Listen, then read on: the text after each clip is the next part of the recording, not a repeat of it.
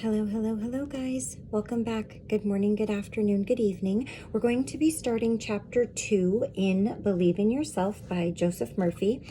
Before I get started, though, with chapter 2, I just wanted to share with you, I have a little candle that's burning right here. You might see the light off the camera. This is in I think it's a rose quartz candle holder, and it is energy healing. I think that's the tea light, but I got them from a store called New Moon Beginnings on Etsy, and they're soy candles, and on top they have crushed herbs and crystals, and they each have a different purpose. So you can do like healing, tranquility, self-love. They have one for every crown chakra, for every zodiac sign. Then they just have regular scents also, but they have a ton of different scents, and you can mix and match and put them in a set. But I was actually pleasantly surprised because tea lights are so tiny. You don't expect much from them, but each one has an individual scent, and they're actually a pretty good size. They're not like a teeny tiny thin little, oh my gosh, that smells so good, little tea light. This one is Good Vibes Only, and it has like orange crystals on it with some crushed herbs and flowers. I think this one has my favorite, amethyst, and I think, oopsies, and they do fall off, so you have to be careful of that also when burning them. But this one is energy cleansing. They each have, even though they're sitting in the same pack, you can definitely smell the difference. This one is positive energy. It has a pretty orange and green with some herbs. And then we have a green one back here. I don't want to tip it, but I think it has selenite and fluorite and amethyst and quartz on it. And this one is also a healing energy. And then I love them. They each just smell so delicious. This one is just love. Definitely smells like love to me. They all just smell heavenly. And this last one is self-love. Super, super pretty. So I just wanted to share, I love buying things on Etsy because their customer service is always stellar, and they make such unique things that you can't find, and you're supporting small businesses, especially if you live here in America and you like to buy things that are American made. You even have the option to do that. So I just wanted to share that with you guys. I'm burning one right now because it just smells so nice. So anyways, I'm not sponsored or anything. I don't think I have near enough subscribers or anything like that. I just wanted to share that with you guys.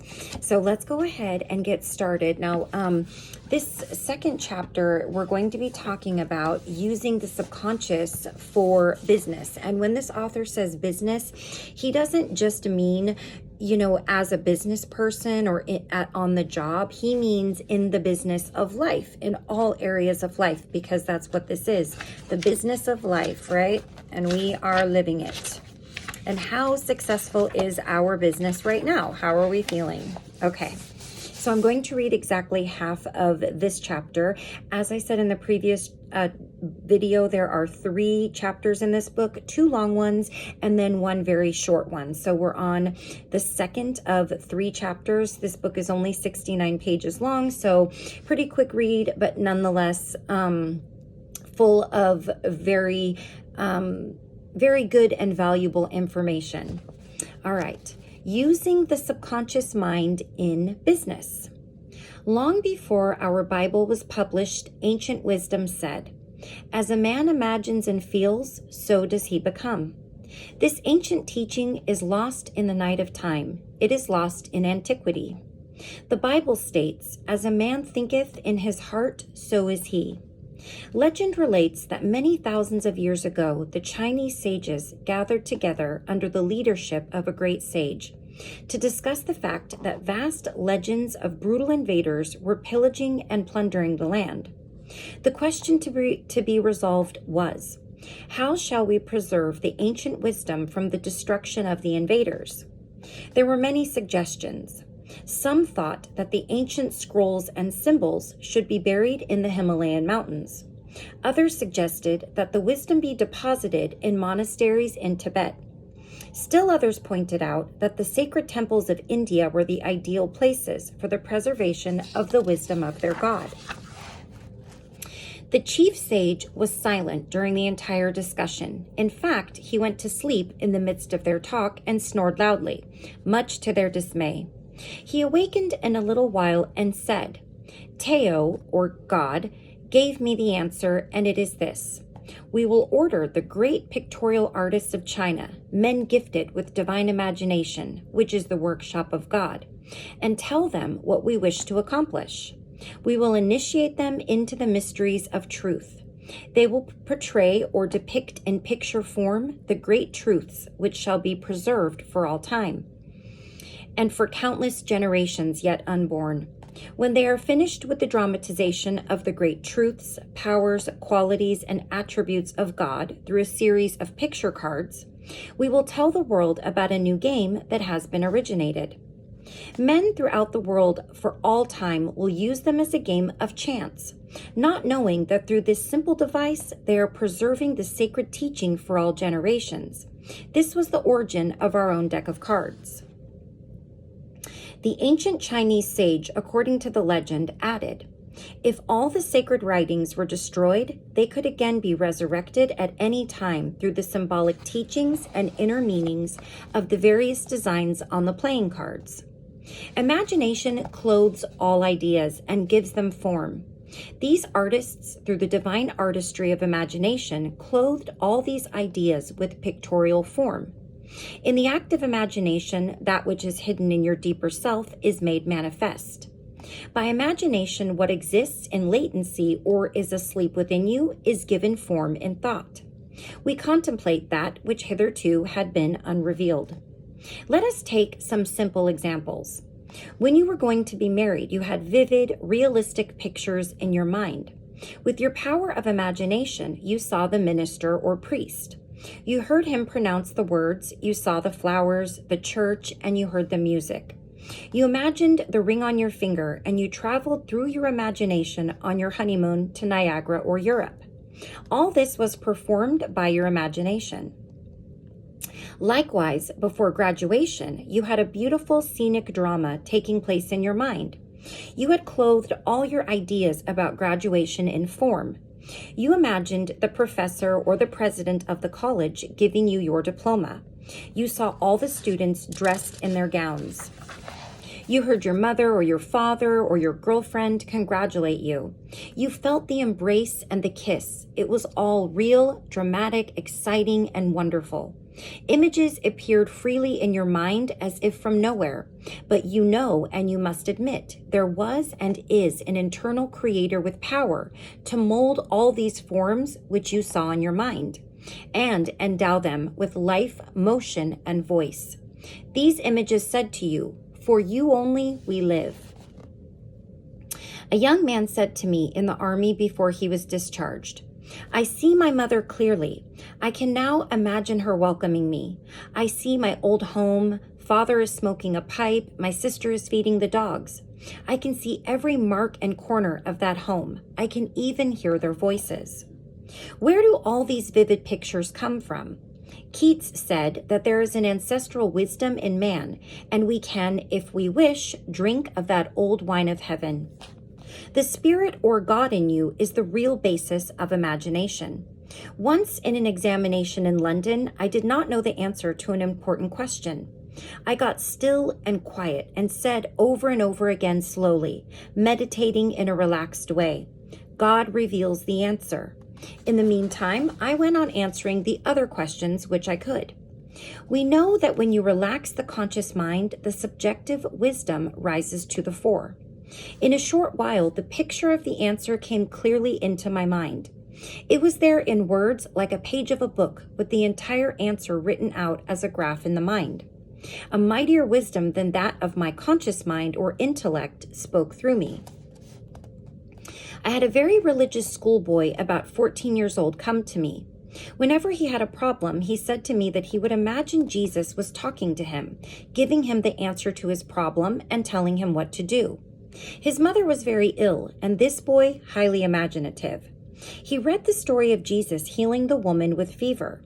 My little friend related to me, "Last night I imagined Jesus saying to me, 'Go thy way, thy mother is made whole.' He made that drama of the mind so real, vivid, and intense that due to his faith and belief, he convinced himself of the truth of what he heard subjectively.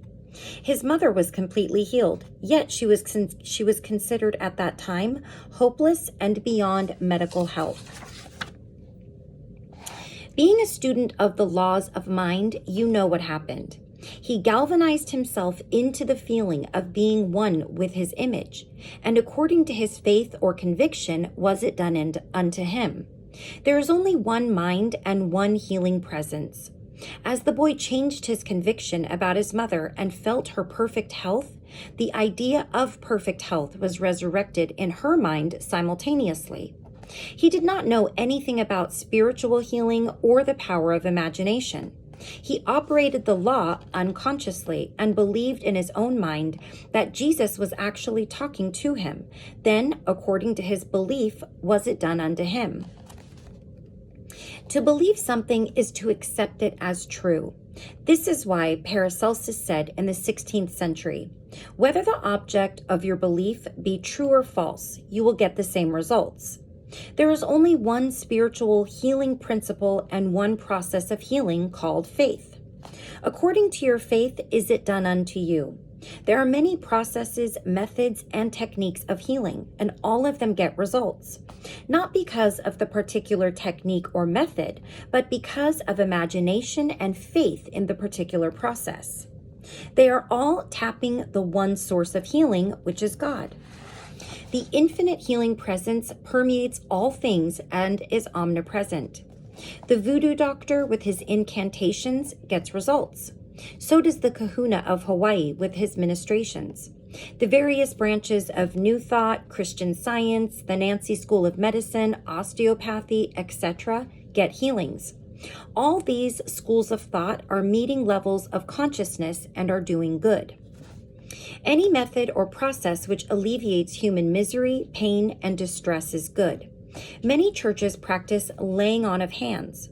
Others make novenas and visit shrines. All are benefited according to their mental acceptance or belief. When you're willing to stand alone with God and cease completely giving power to external things, when you no longer give power to the phenomenalistic world, which means to make a world of effect a cause, when all your allegiance is given to the spiritual power within you, realizing it as the only presence and the only cause, you will not need any props of any kind.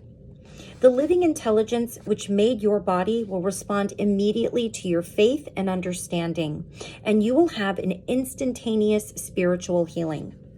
If you are not at that level of consciousness where you can grow a tooth through prayer, the obvious thing to do is to go see a dentist. Pray for him and for a perfect divine oral adjustment. As long as you believe in external causes, you will seek external remedies. To illustrate further the power of imagination, I will tell you of a close relative of mine who had tuberculosis. His lungs were badly diseased. His son decided to heal his father. He came home to Perth in Western Australia, where his father lived, and said to him that he had met a monk who sold him a piece of the true cross, and that he gave him the equivalent of $500 for it. This young man had picked up a splinter of wood off the sidewalk, went to a jeweler's, and had it set in a ring so that it looked real. He told his father that many were healed just by touching the ring or the cross. He inflamed and fired his father's imagination to the point that the old gentleman snatched the ring from him, placed it over his chest, prayed silently, and went to sleep. In the morning, he was healed. All of the clinical tests were negative. You know, of course, it was not the splinter of wood from the sidewalk that healed him. It was his imagination aroused to an intense degree, plus the confident expectancy of a perfect healing. Imagination was joined to faith or subjective feeling, and the union of the two brought about the healing. The father never learned the trick that had been played upon him. If he had, he probably would have had a relapse. He remained completely cured and passed away 15 years later at the age of 89. I know a businessman here in Los Angeles who has reached the top in his field. He told me that for 30 years, the most important decisions he ever made were based on his imaginary conversations with Paul. I asked him to elaborate, and he remarked that few people in the business world realized the wonderful guidance and counsel they could receive by dramatizing in their imagination that they were receiving counsel from the writers or great seers of the Bible. I will quote this successful executive as accurately as I can. Many times, my decisions might have prospered the company or plunged it into bankruptcy. I vacillated, wavered, got high blood pressure and heart disease. One day the idea came to me, why not ask Jesus or Paul? I loved Paul the Apostle, so when an important decision was to be made, I would imagine that Paul was saying to me, your decision is perfect. It will bless your organization. Bless you, my son. Keep on God's path. After imagining I saw Paul and heard him, a wave of peace and inner tranquility would seize me. I was at peace about all decisions. This was the businessman's way of receiving divine guidance by using his imagination to convince himself that right action was his. There is only one principle of intelligence in this world. All that is really necessary is to say and believe. So you're going to say and believe the following. God is guiding me now, and there is only right action in my life. The mind, as Troward tells you, works like a syllogism. If your premise is correct, the conclusion or result will correspond. The subjective reasons deductively only, and its sequence or conclusion is always in harmony with the premise.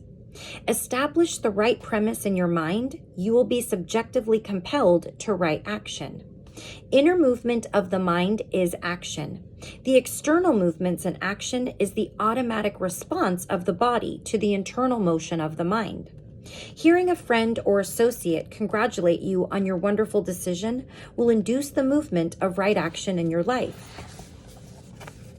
The man who used St. Paul to impregnate his mind with the belief of right action was using the one eternal principle of intelligence. His technique of arriving at that place in his mind does not really matter.